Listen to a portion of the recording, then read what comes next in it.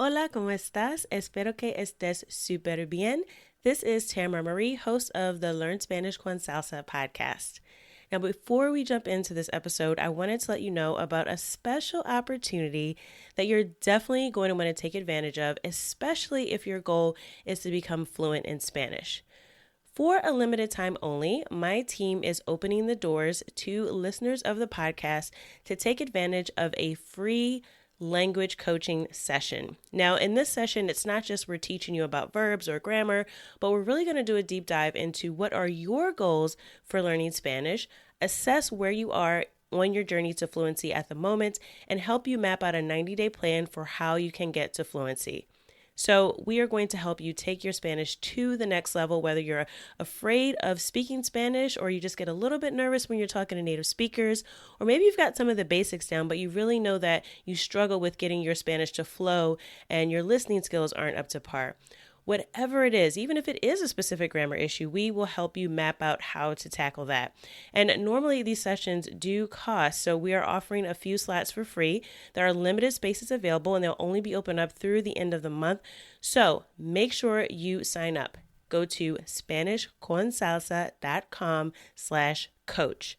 That's SpanishConSalsa.com/coach to book your free language coaching session where we will help you map out a 90-day plan to get to Spanish fluency. Okay, let's get started with the episode.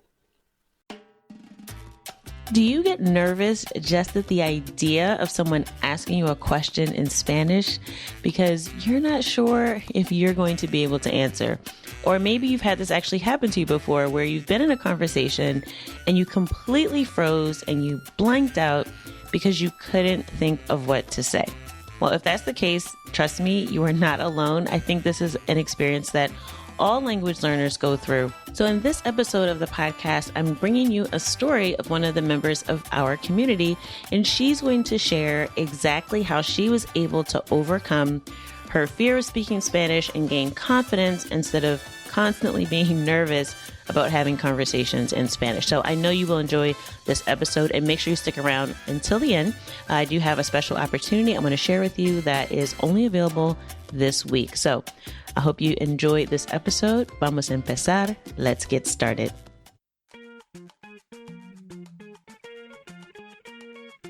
Bienvenidos. Welcome to the Learn Spanish con Salsa podcast, the show for Spanish learners that love music, travel, and culture. Close your grammar textbooks, shut down the language apps, and open your ears to how Spanish is spoken in the real world. Let us show you how to go from beginner to bilingual. Here is your host, certified language coach, Tamara Marie. Hola, bienvenidos al episodio 151. Welcome to episode 151 of the Learn Spanish con Salsa podcast. In this episode, I interviewed Dani, who is a member of our Spanish Fluency Club. So she's been a part of our community here at Spanish con Salsa, and she really struggled when she first joined to have some consistency in her Spanish learning. And she also was very nervous about speaking Spanish. So in this conversation, we talk about how she was able to develop a habit of incorporating Spanish into her daily life, as well as gain some confidence in speaking the language and just getting comfortable in her own skin in another language. So I know that you will find this conversation interesting and engaging.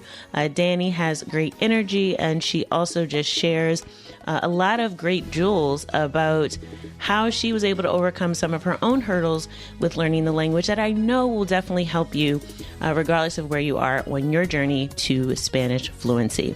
So make sure you stick around to the end of the episode, because if you're interested in joining Dani and others in our community, I'll be telling you a little bit more about that. We do have a special opportunity only for this week. So if you're listening to this in April 2022, when this episode first comes out, but even if you're not, if you catch this episode a little bit later, still stick around, because you'll find out how you can join our wait list if you are interested. So I hope you enjoy this conversation with Dani. Hola, Dani, ¿cómo estás? Hola, Tamara, estoy bien. I wanted to say muchísimas gracias. Thank you so much for chatting with me today. I wanted to talk to you about your progress, because I remember when you first joined, I know that, you had some things that you were working on, and I've kind of seen you week after week in the community posting, making progress consistently. And so I just wanted to hear from you, because sometimes, people hear me, they think, oh, well, she's been doing this forever, and how will I get there? But hearing from someone like you who's still in the process, and you might be, a couple steps ahead of someone, or right where someone else is that's listening. So I wanted you to share your experience. So if you could start out, just explain to us, just tell us a little bit about you and what interested you in learning Spanish in the first place. So I will call myself a lifelong student. I like to study things, and I'm probably slow about doing it, so I have many interests. But let's just talk about learning Spanish. I danced as a kid, and I did that until about my early 20s. And then I had a long pause where I wasn't really dancing much, and an interest in salsa dancing got me excited about the possibility of dancing again. I started listening to a mixtape or a mix CD that a friend sent. And then I started listening to the music in Spanish, and my attention started turning to the music. I started becoming more interested in that. So then while listening, I decided to start practicing the language. I had never really learned Spanish in school. I decided to study French instead. So I started doing what a lot of people do. Got on Duolingo. I think it was new at the time. Did some lessons with that in Mingo languages. Became obsessed with listening to Mark Anthony. This all sounds very familiar to me, by the way. Yes. I actually saw him in concert a couple of times too.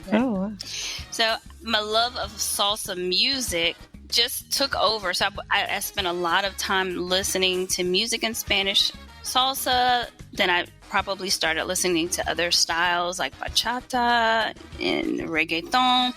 I eventually started taking Zumba classes, so there's always music in Spanish there. Even became an instructor, but I don't teach much. But anyway. Oh, I didn't know you were a Zumba instructor. Let me find out. Go on pause. Yes. So all of that to just say, I have a sister who's fluent in Spanish and Portuguese, and I watched her learn the language, have opportunities to travel around the world for work and for pleasure, and be able to speak and translate for friends and family who traveled with her. And that got me excited about learning even more.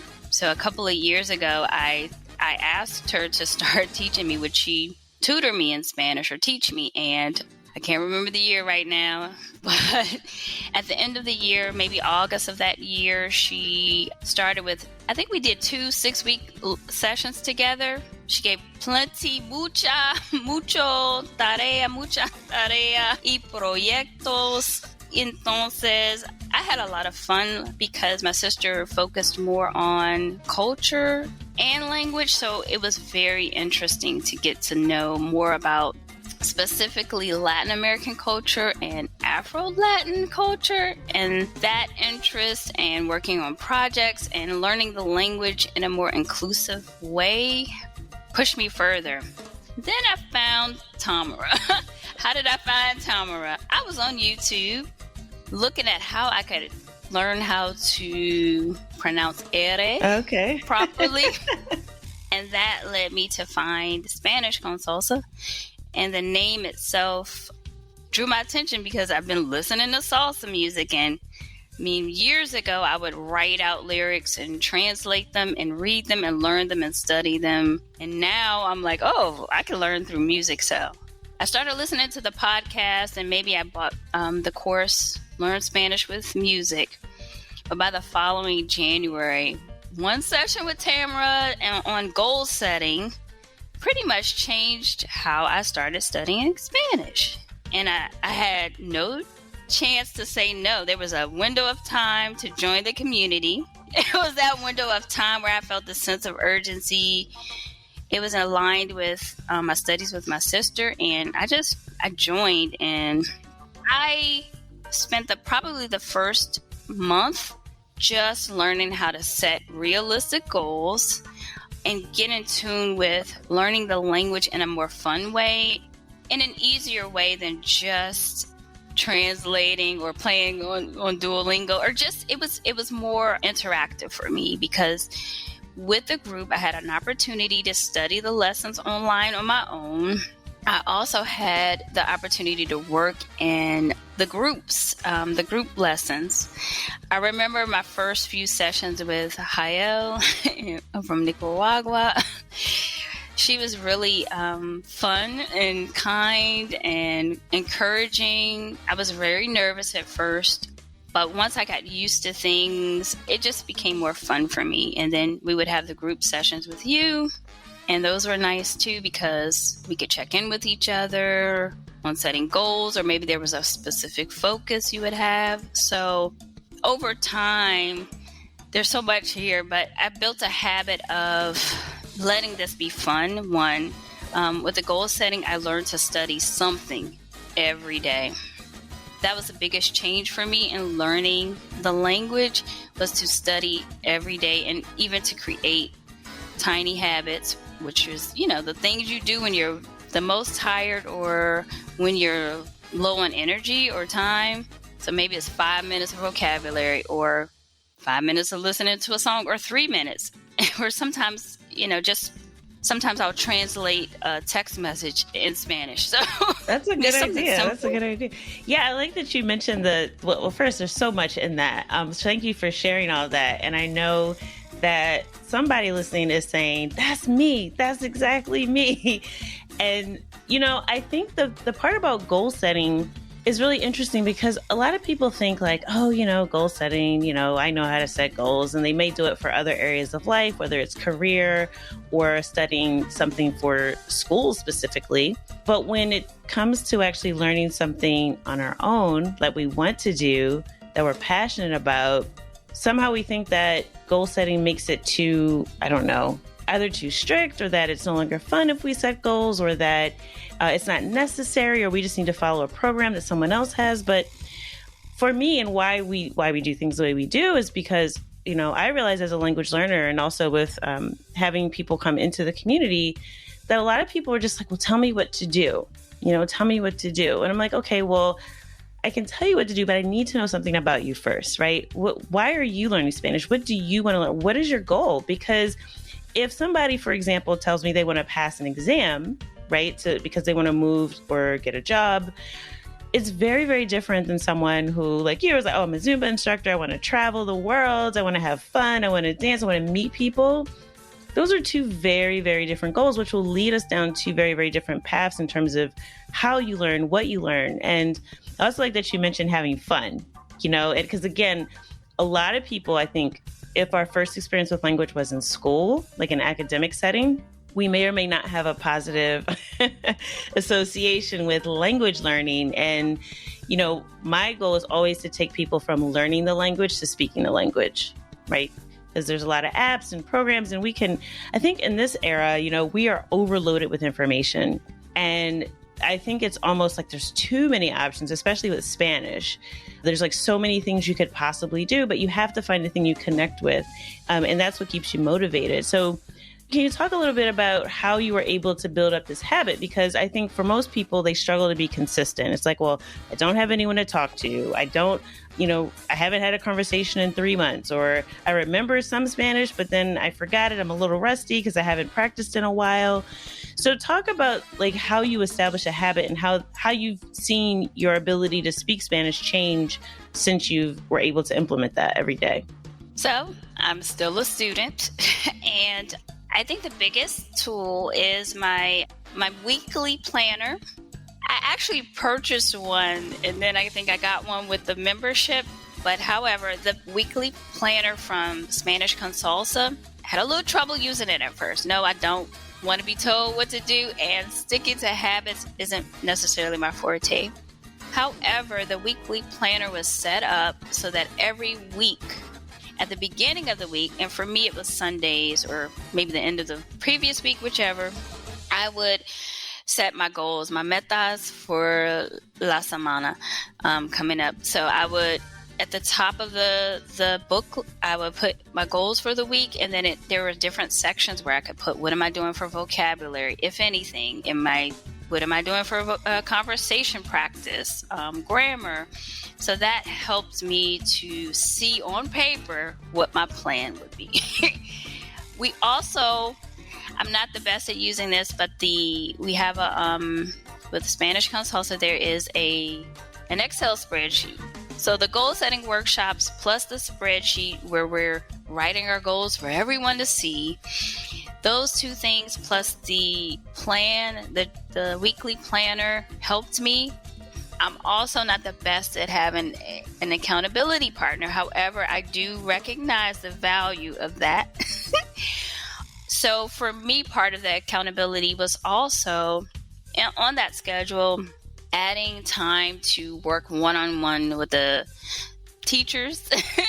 And that was highly beneficial for so many reasons. Because in the wisest way, a teacher will say at the end of the course, next time we'll work on that. And the minute they say that, now my brain is like, uh-oh, I should get ready for next time. I'll be real, that's a technique that actually works. So doing this with others was a significant, yes. Yeah, we'll talk about the accountability partner thing too, because I know a lot of people, especially, it depends on our personality, right? Some people are very introverted. Some people just kind of feel, look, I'm smart. I can figure this out on my own. I don't need somebody, right? And we did an episode before, and I actually had a quiz on the website if anybody's interested in checking it out. But it's, what is your language learning type, right? And so we talked about like different characteristics. How do you approach learning? How do you approach learning language particularly?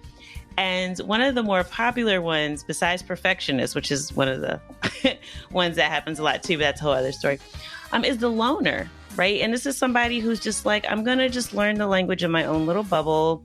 I don't really need people. I'm really smart and capable. I figured out other things in my life. So I really don't need, like help, right? And it almost is like when you're a loner, you just kind of feel like you don't need people, right?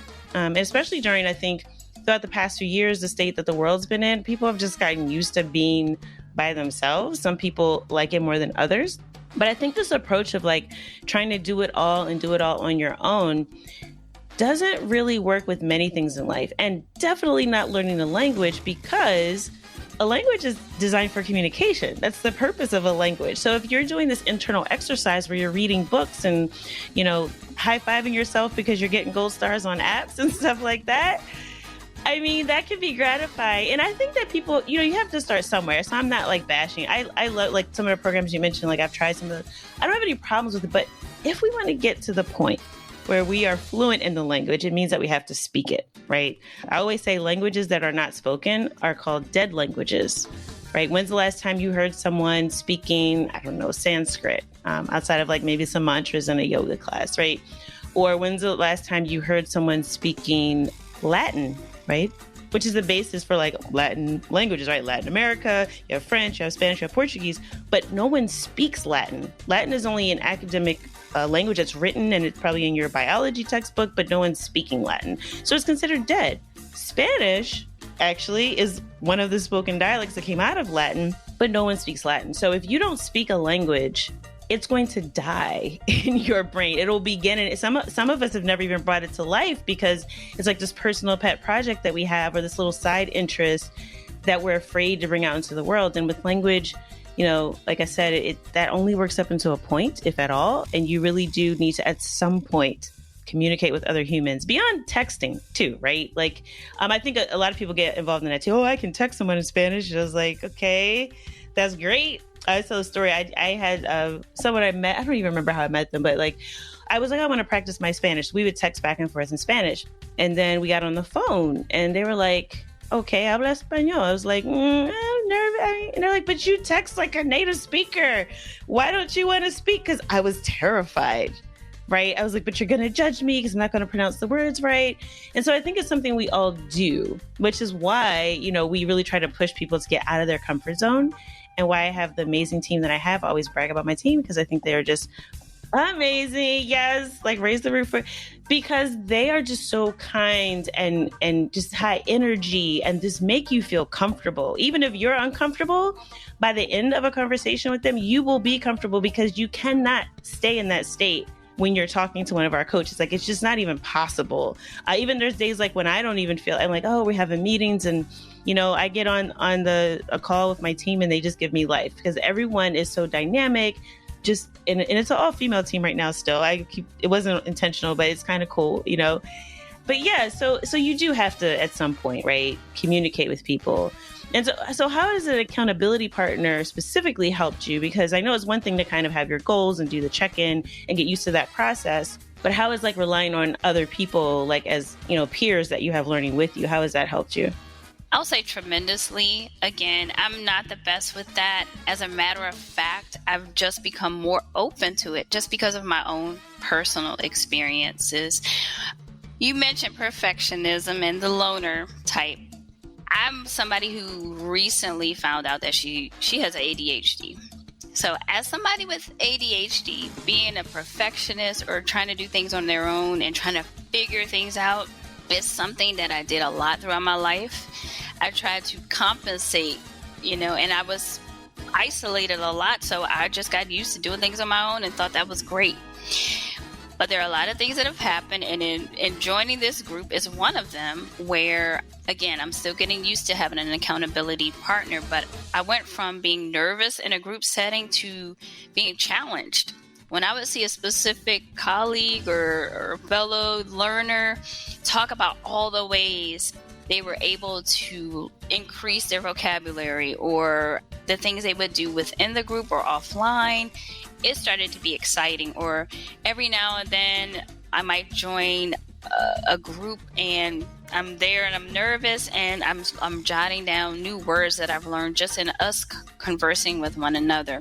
And then I found myself also teaching wow. new words that, you know, or reinforcing even.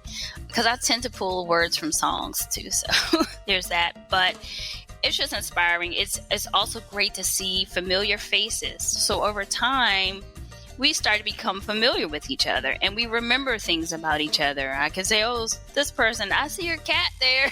Where is she? ¿Dónde está tu gata?"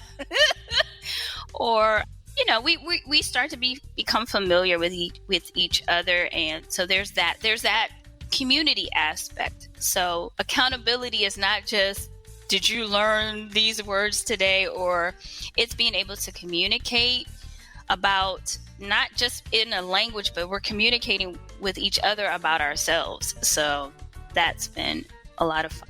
That's really cool. Yeah. And, you know, the thing you said about just getting that familiarity, I think is so important. And I think a lot of people have this experience where if they're a little savvy and maybe they've learned other languages, or somebody just tells them, hey, like, go on one of these apps, right, and look for a language exchange partner.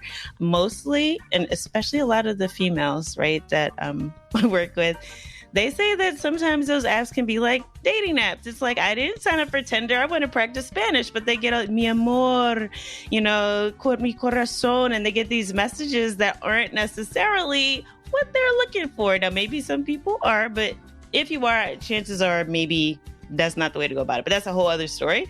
But yeah, so having that safe space, I think, is so important, because when you're already nervous about something, it can be almost impossible to start doing it when you don't feel safe, when you don't feel supported, when you don't feel that camaraderie. And also being able to see that other people are struggling with the same things you are.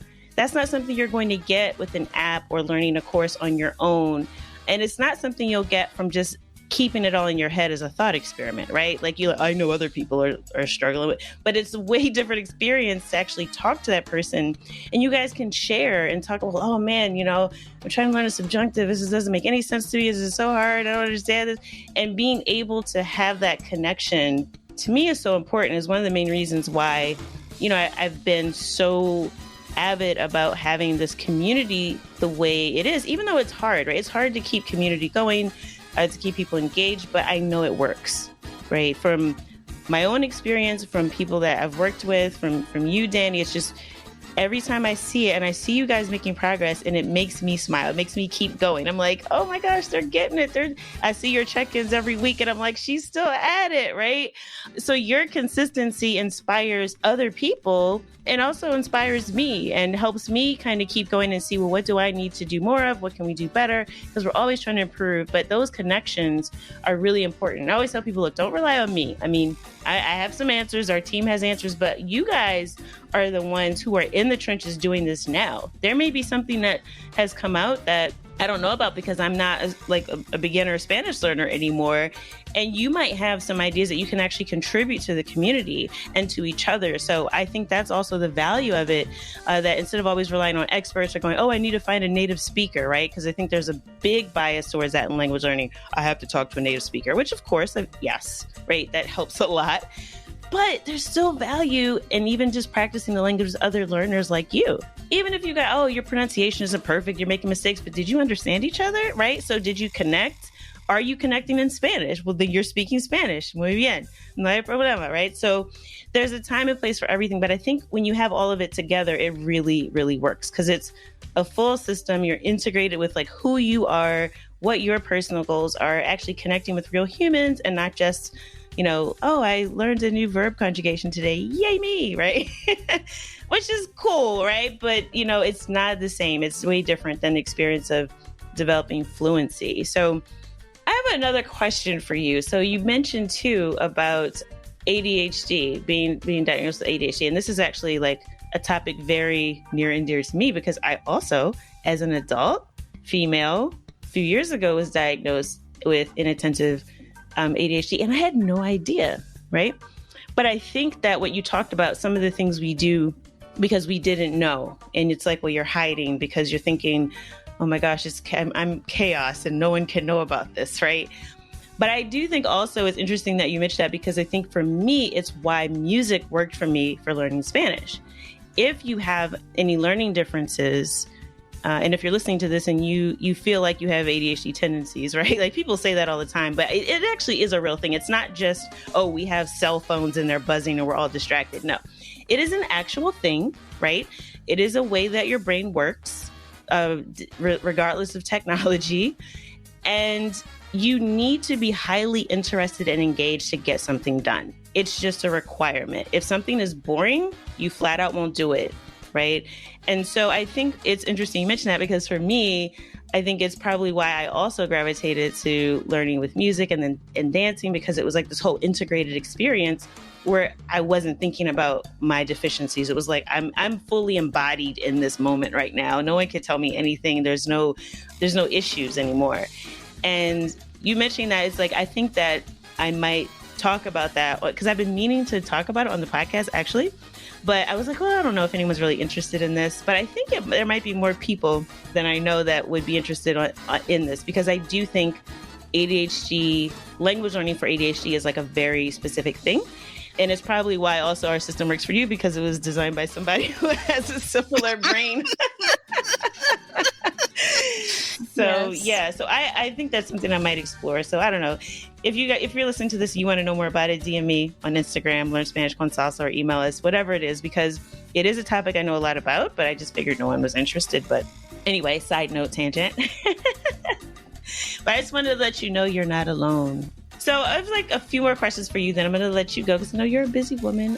First, I was going to ask you, what would you say to a beginner, right? Or someone who may be listening to this and they've been listening to a podcast. Maybe they did like you. They've been on Duolingo. They've been listening to some songs. They've been kind of dabbling around. Some of my other favorite language learning type, the dabbler. They've been dabbling, right?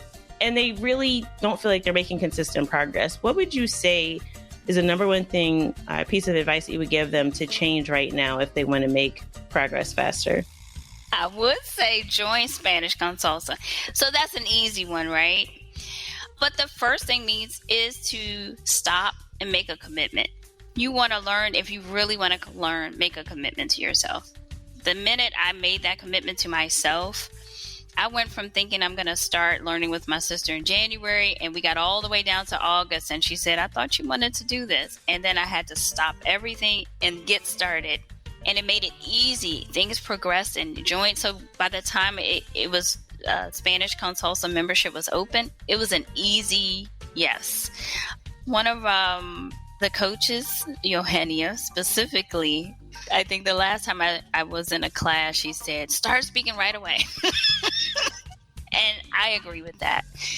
When I go to La Tienda, sometimes I'm very nervous and I don't speak. I get scared, but there's so many opportunities to speak online, in person, especially if you already hear the language being spoken and you recognize it. But I agree with her, speak right away. Don't wait till you learn 5 sentences, because most people can learn hola, ¿cómo está? You can. Yeah, I always tell people that too. I say what you know.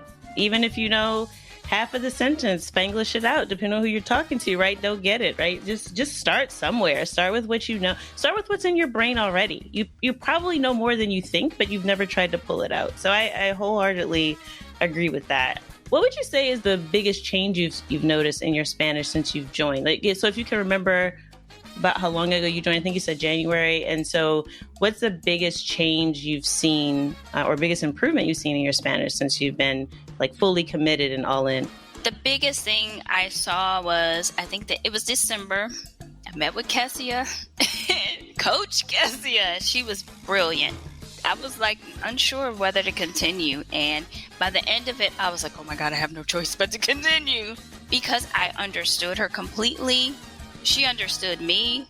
We were dialoguing mostly in Spanish, and I couldn't believe that I had learned so many words and could form sentences without feeling nervous. So I think the biggest improvement was being calmer, speaking Spanish, mistakes and all, without so much anxiety, with much less anxiety. And I'm adding so much, but now some of the songs I started listening to 10 years ago, now when I hear them, they sound different because I understand more of the, this is in the preterite or the past tense preterite.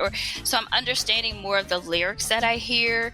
And sometimes even songs that I'm hearing now that they're in the background. When I'm actively listening, then I start to, it's almost like a puzzle being solved. So podcasts even, I listen and maybe I don't understand everything, but I'm understanding so much more. And commercials, I'm starting to understand them more. So having that understanding and feeling more confident that the more attention I put into it, which I have control over, the more I will learn, the more I get back into the community, the more commitment I make, the more it benefits me. So, okay, Dani, ¿puedes compartir con los oyentes del podcast cuál es tu canción favorita? Mi canción favorita está El Cantante de Héctor Lavoe y Marc Anthony. Y es una canción de salsa, ¿verdad? Sí, sí. Salsa. Me encanta esa canción también. ¿Tienes una palabra o frase favorita en español? Quizás valió la pena y valió la pena. Ah, sí. Valió la pena porque significa que it was worth it, it's worth it. Sí, es una frase muy común, muy común. ¿Y por qué te gusta esa frase? Quizás esta frase es muy importante para mí porque a veces no me siento muy bien en mi vida. Ok, entonces hay una canción que recuerdes de Zumba, tus días como maestra de Zumba, que te hace cantar o bailar. Esta canción de Zumba se llama La Rumbita. Está muy divertida bailar con esta canción. Muy bien. Y la última pregunta que tengo es, si no tuvieras que trabajar, ¿qué harías con tu vida y con el tiempo adicional? Si no tuvieras que trabajar nada más. Bailaría mucho más y pasaría con mi familia y tal vez viajar. ¿Tienes un país hispanohablante favorito? ¿Un país que quieres visitar o en que quieres vivir? Un día voy a viajar a Costa Rica o Colombia. ¿Y por qué Colombia o Costa Rica? Quiero viajar a Colombia porque la cultura, especialmente de afrodescendientes en Colombia, y la festival de música. ¿Cuál ciudad? ¿Tiene una ciudad específica como Cartagena? Sí, Cartagena. Dani, muchas gracias. Thank you so much for taking time to share your experience. I know that you have inspired someone that has heard their voice in your story. So thank you for sharing your experience. And just to kind of close this out, if somebody is thinking about joining the Spanish con Salsa community, joining our Fluency Club, and they're on the fence, they're not 100% sure if they should sign up, they're a little skeptical, they don't know if it's going to work for them, what would you say to that person? I would say, in all honesty, you have nothing to lose. It's worth it. Vale la pena. It's worth it. It's fun. They're the best. Tamara Marie is a genius. She put together a beautiful program. Flatter me. And she has a great team. Everyone I've worked with made this fun, easy, made me feel comfortable. They've been, like you said, kind, encouraging, insightful, very wise. The way they put together each lesson, incorporate fun. They can be in a class when you're a beginner and a teacher can spot it or a coach can spot it. Sometimes they work with you. They may not call you first. I've noticed that. I'm like, thank you for calling me last. And then if, they gauge, they're good at gauging each student, and it's been a welcoming environment. So I say go for it. You have nothing to lose, everything to gain, and then some. And I did not pay her to call me a genius. I'm just, for the record. I don't know if that's true, but I definitely appreciate the compliment. Gracias. De nada. I hope you enjoyed that conversation with Dani. I do have to say that she has been one of our most consistent members in our community, and I've seen her week after week complete her check-ins with our team, make sure she's staying on track, and even if she's not able to do 100% of what she plans, she makes sure that every week she gets something done. And that's the consistency that you really need if you want to get fluent in the language. Now, if you're thinking that you might want some help with your consistency, you want a community to kind of go along this ride with you, because, learning a language, especially if you want to master it and learn to fluency and you're not just dabbling in it and sort of playing around, if you really want to speak Spanish and you're serious about improving your conversation skills, it can be so helpful to have a community of support around you. And that is why we at Spanish con Salsa, we started our Spanish Fluency Club. Now, this is our membership program. Not only does it include an element of conversation practice where you get to practice speaking Spanish with our team and with other learners right alongside you in a friendly, non-judgmental environment. As Dani mentioned, everyone on our team is very welcoming. So even if you are super nervous about speaking Spanish and it hasn't been something you've done consistently in the past, we have this opportunity available to help you just kind of get over those nerves, right? Like that, shake it off, right? Get past that initial hump and the intimidation of the idea of sitting down with a native speaker and not knowing what to say. So we coach you through that. We give you several resources to help you prepare for conversations and make sure you get regular practice. We also provide expert language coaching. So we really help you identify what your goals are. Because like I mentioned in my conversation with Dani, depending on what you want to do with the language and where you want to take it, and who you want to communicate with, you may have to focus on very, very different things. So, and also depending on your current level, right, where you are. Some people are better with grammar. Some people really need to work on their pronunciation. So we really help you assess all that and help you develop all those skills, especially your areas of weakness. bonus. So we offer coaching, you get that consistent conversation practice, and you also get access to our course library. As you know, we have our flagship course, the Learn Spanish with Music course. You'll have access to that, as well as our courses that help you with your conversation skills, your pronunciation, and grammar. So there's really a lot in there. I can't go through all the details now, but if you are interested, make sure you go to our website at SpanishConSalsa.com/join. That's SpanishConSalsa.com/join. You'll find all the information about our membership.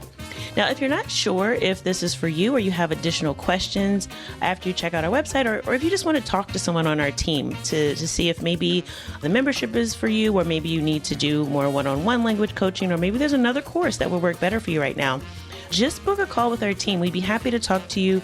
You can go to SpanishConSalsa.com/chat. So that's SpanishConSalsa.com/chat, so that you can schedule time to chat with our team and find out what your needs are and if the Spanish Fluency Club is right for you. Now, we are only opening the doors for this week. So it's, April 19th now. So the doors will open for 1 week. So we close April 26th at 10 p.m. Eastern. And that is a firm deadline. We always get emails after, hey, I was really interested in joining and, but I just missed the email and, now it's, no. We do have a firm deadline because we really do work on matching everyone up into their conversation groups. We want to make sure everyone gets started. We have a lot to coordinate behind the scenes, so we have to have a deadline. And I will let you know that this is actually the last time that we will have the opportunity to join open at the current price. So we will be raising the price the next time around because we realize we're providing so much value. It's not often that you can get group and one-on-one support for the rate. So it really is a steal. So if you've been thinking about it, or if you missed our last opportunity to join back in January and you're thinking maybe I'll do it later, now is really the time because you can lock in that low rate for lifetime. So SpanishConSalsa.com/join. If you know that this is something you've been putting off and you really need the support to get fluent in Spanish, we will help you make progress over your first 90 days in the membership. You'd be surprised how much progress you can make in 90 days, and we're going to help you reach your goal. So we're going to help you set a goal and reach your goal in that first 90 days of your membership. So if you also want to talk to our team, don't forget you can always book a call. We'll hop on Zoom, or if you prefer doing audio, you don't have to turn your video on, no worries there. But if you want to book some time to chat with a member of our team to find out which option is best for you, if it's the Fluency Club or one-on-one coaching, or maybe just a self-study course, just go to SpanishConSalsa.com/chat. As always, I hope something you heard in this episode has helped you go one step closer from Spanish beginner to bilingual. Hasta la próxima.